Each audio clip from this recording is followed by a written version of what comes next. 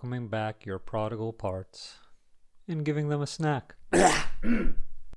Beloveds, gather round.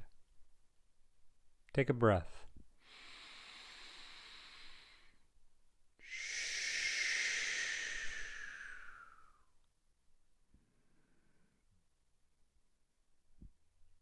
Maybe take another.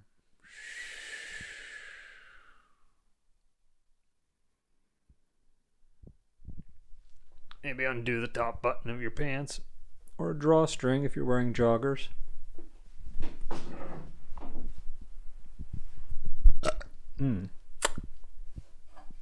Let's settle in. Today, we're opening the doors wide. So wide you think we're trying to air out a bad smell like that burp I just let out. But we're opening the doors so wide because there are parts of you that have been wandering for a long time. And you're ready to welcome them home. Some of them might be dragging their feet, a little ashamed, a little embarrassed. Others might be kicking the door down like they own the place. Either way, it's time to let them in. Because no part of you was ever meant to stay lost, and no part of you was ever undeserving of love. And this is all a thought process that I came upon, or maybe remembered is more of an accurate way of saying it, when I was sitting in meditation one day and the parable of the Prodigal Son came to my mind. And if you're unfamiliar with that tale, I recently did a rewrite on my blog, rossmarshallpractices.com, and I gave it a little bit of an update because this is a story, a parable, that's over 2,000 years old. So let me hit you with this update that even the Gen Zers will get. Amen. All women. All them. There was this one dad with two sons. One day, Lil Bro wakes up and decides he's got that main character energy. He goes up to his dad like, "Ayo, Pops, let's cut to the chase. Just give me my inheritance now so I can go live my best life."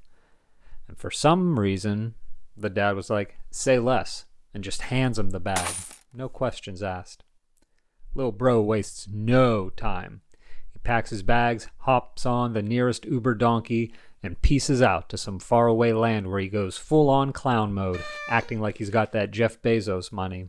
Just absolutely wilding, buying bottle service, renting chariots he can't afford, throwing the most unhinged benders known to mankind. Man thought he was the CEO of YOLO. But, plot twist, he wasn't, because one day, boom, wallet empty, bank account on life support. His credit score is now a crime scene. And then, as if the universe personally wanted to dunk on him, a whole famine hits. Lil Bro is struggling. So he gets the only job he can find. Pig duty. Literal pig duty. Imagine going from popping bottles in VIP to rolling in mud with barn animals. Man went from Hard Rock Cafe to actual hard labor. And to make it worse, he's so hungry he's eyeing the pig slop like it's a 5-star Michelin meal. But guess what? Nobody even offers him a single bite. Not even a crumb. That's when he has his, "Wait, am I the problem?" moment. He's like, "Hold up. My dad's employees eat like kings, and I'm out here trying to split a meal with Porky? Nah, this ain't it." So he humbles himself real quick and decides to go home with the "Dad, I messed up" speech locked and loaded. So he pulls up, rehearsing his sad boy monologue, but before he can even say a word, his dad sees him from a distance and just yeets himself toward him like it's the finale of a K-drama. Full sprint, big hug, tears, total Hallmark moment. The son tries to start his monologue, but the dad's already yelling at the servants like, "Yo, get this man a fresh fit, some bling, and some new kicks. And oh yeah, fire up the grill. We're having a party." My son was basically an NPC, but now he's back IRL. Meanwhile, Big Bro was out working in the fields, being responsible and whatnot. He comes home, hears the music and dancing, and is like, what in the Coachella is going on? He asks the servant, what's the vibe? And the servant's like, oh, your bro came back and your dad threw a whole feast for him. We got Wagyu on deck. Big bro, fuming, straight up refuses to go inside. Dad comes out like, son, why you mad? And big bro just pops off. Bro, I have been grinding for you. I have been the perfect son. Never fumbled the bag, never broke a rule, and you never even gave me a little goat to throw a cookout with me and my boys. But this guy, who ran through your money like it was Monopoly cash, comes crawling back and you throw him a whole Coachella? Dad sighs and hits him with the ultimate wisdom drop. Look, my guy, you've been with me this whole time. Everything I got, already yours. But your brother? He was out here lost, basically spiritually bankrupt. He was out here acting like an absolute goof. And now he's back. We gotta celebrate that. And that's on unconditional love. Aww. So like I said, this was a story that came to me in meditation as I was sitting in one of my glory holes, as I call them. And, excuse me, this came to mind, and it was reintroduced to me, or I should say reignited within me last night. There's a Methodist church in Mount Lebanon where I'm currently staying, and they have a Spanish language service every Sunday night. And I know un poquito español, and I thought it would be interesting to go and see what I could hear, see what I could understand. Hear what I could understand? You know what I mean. Because I had experienced a very profound moment where I was in a worship service, we'll say, that was in a different language. I attended a kirtan service once, and I don't know if it was just where I was in my journey, or if it was just chanting, singing praises to God in a language that I didn't understand. But there was something about that experience at kirtan that unlocked an unknown source of love and acceptance and appreciation, not just for myself, but for my relationship with my dad. And I realized in that, kirtan session that for all the good, I say that with the air quotes, for all the good and all the ill that my dad did, each time, for either good or for ill, he was providing me an example of how to be a man, how to be a father even. The good examples, or the good things, were things and are things that I've collected and taken and made my own and kind of propagated that. And in those kind of ways, I like to think that he's living on through me. But then there are the things that I didn't resonate or don't resonate with, that I saw him exemplifying and teaching me through actions. And I realized in that kirtan practice that those were also examples, because they were showing me what not to be. And if you've talked with me long enough, you know that I like thinking about things on a spectrum. And even as a practitioner, I like to walk that spectrum between spiritual and practical, mystical and mundane even. And so, let's see, what's a good example? Well, I'll use an example not about my dad's upbringing, but it's probably relevant to a lot of folks. Corporal punishment, beatings, and things like that. So had my father been one to beat, to not spare the rod, to spoil the child, as the saying goes, I could say, okay, that's an example of how I don't want to be a father, or even a person, and then point my spectrum in the other direction. So we could say that beating your child is at one end of the spectrum of parenting, and at the other end there's maybe letting them do whatever they want and saying they're going to figure things out on their own. whatever the other end point is, it almost doesn't matter because I have the starting point in the beating, so I can start aligning my spectrum or moving my point of reference further away from the beatings until I land on something that is resonant with how I want to be as a father, as an adult, as a man. And that's the insight that I got that night at Kirtan. So I was very excited to go to a Spanish language service, not least of all because I speak a little Spanish, or because my mom's mom, my Bubba, as I called her, was born in Mexico. So I was walking in with great anticipation, excitement almost, and I got there and there was the minister, Luis, and I think it was his son, Fabio, and me. And that's all it was. And it did nothing to kind of decrease from the efficacy of the experience. And the sermon, it wouldn't be father, I guess it would just be pastor, minister, reverend, Luis was talking about was the parable of the prodigal son. We took turns reading different verses from a Spanish language Bible, and it was very interesting to see those words and kind of understand the story, even if I only was able to pick up on like maybe every fourth word or so. And it was very interesting that this idea of the prodigal son and our parts came back. In very broken Spanish, I was talking with the minister about how this story resonates with me because, like the father welcomes back the son who had wandered off, we too have the opportunity as the father of our parts to welcome them back to us. You've got parts of yourself that you sent away, that you exiled, that you cut off. The reckless dreamer, the one who tried and failed, the version of you that made mistakes, embarrassed you, cost you something. We've all got that.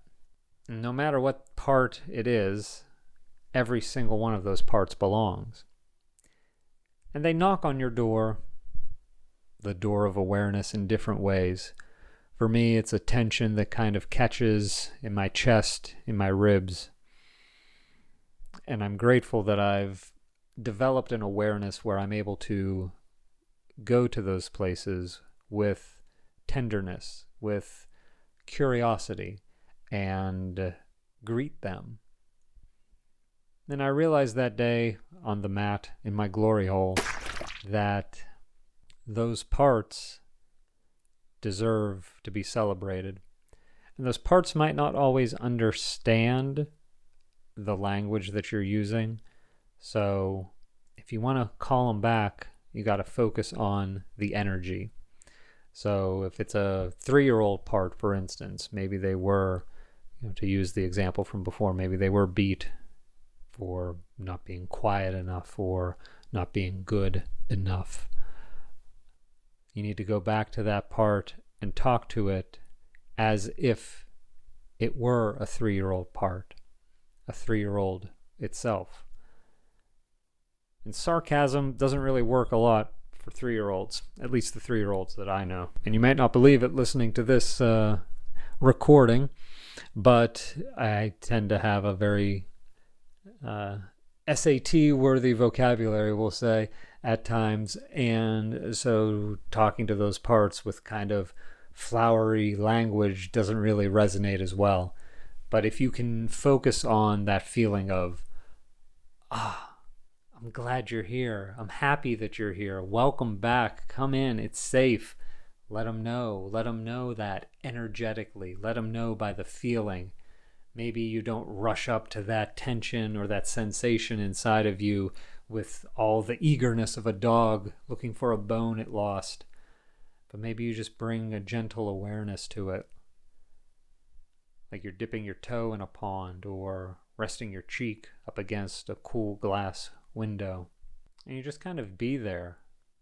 Be there with that excitement. Be there with that appreciation. Be there with that acknowledgement. And be there with that curiosity. And that can encourage those parts to be curious as well.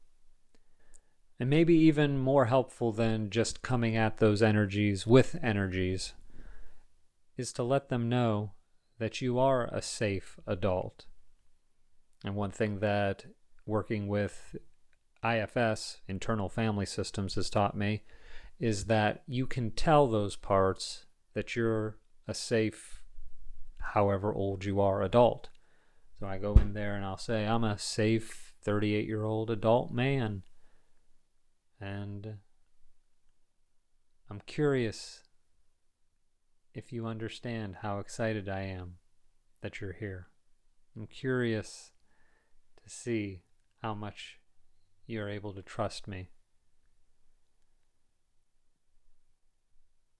Because when we're working with curiosity, when we're staying in the realm of curiosity, again, using IFS as kind of a benchmark here, curiosity is the direct result of being out of the ego and into the self. And when we're out of the ego, we're not judging a part for being a baby or being scared of coming back or surprised that it's held out for so long. When we're acting with curiosity, we can encourage those parts to take as long as they need to. And you're able to begin the process of reclaiming. So, I just want to give you some basic ideas about how to do that in a practice. You can do this practice sitting, lying down. I'd advise holding off operating any heavy machinery while we're doing this. But go ahead and take a moment to settle in, get still, and breathe. In through the nose and out through the nose.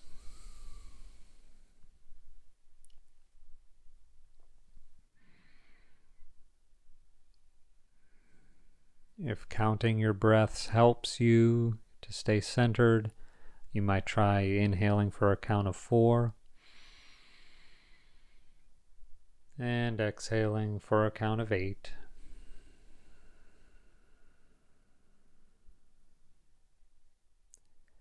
Each time the exhale is twice as long as the inhale, we are activating the parasympathetic nervous system, the rest and digest part of our nervous system that tells us that it's okay to relax and to calm down.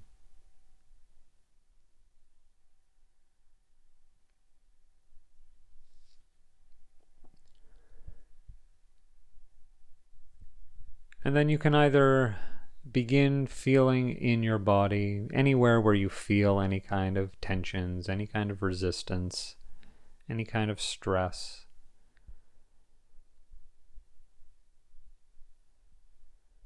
And for the sake of this exercise, we can assume that that is a part that is anticipating return, but is hesitant. And rightfully so, as some of these parts may have been out in the wilderness for 10 years, 20 years, 30 years or more. So if you can feel into those sensations, great.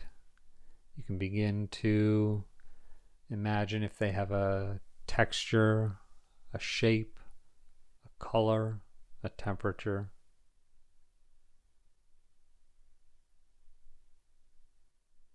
Or you can picture the parts that you've specifically cut off. Maybe there was a part that was too much, too loud, too reckless, too sensitive.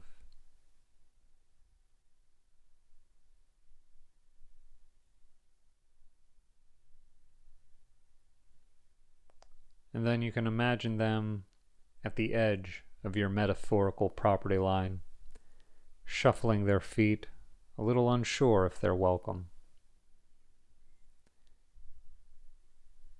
And if you're focused on the feeling sensation, then that metaphorical line is at the outermost edge of that sensation.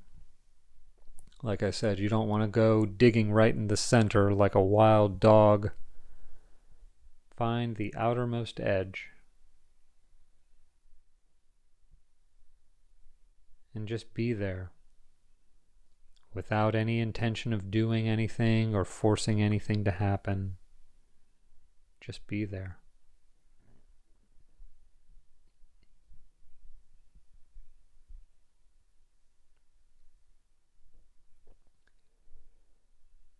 And if you sense something, either from knowing that it's a part that you cast off for being too sensitive, or if it is just a sensation, you might say, I see you. I've got you. I love you. This is a safe space for you.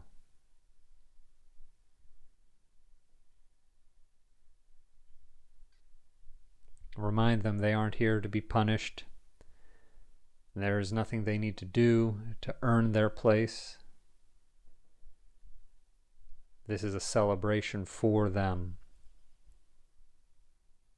We wouldn't be having it if it weren't for them. So let them know, let that sensation know in your own way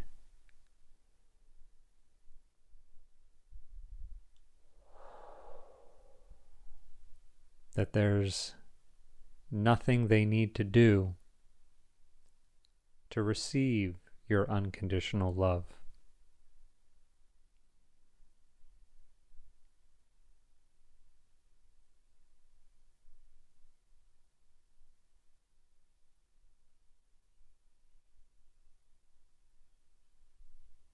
And much like the brother who wandered off, eyeing up the pig slop, offer them something to eat. And maybe that is actual food. Maybe it's cinnamon toast or a PB&J with the crust cut off. Or maybe it's a song that feels like home. Or a dance that shakes the dust off your bones.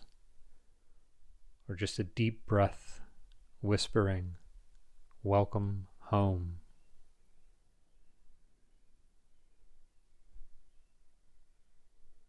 Beloveds, let this be your gospel today. There is no part of you that is beyond redemption. There is no mistake that disqualifies you from belonging. And there is no door that is too heavy to open. Call them back, throw the feast, and when the older parts of you grumbles about fairness, give them a snack too. Because home was never supposed to be empty. Amen. All women. All them.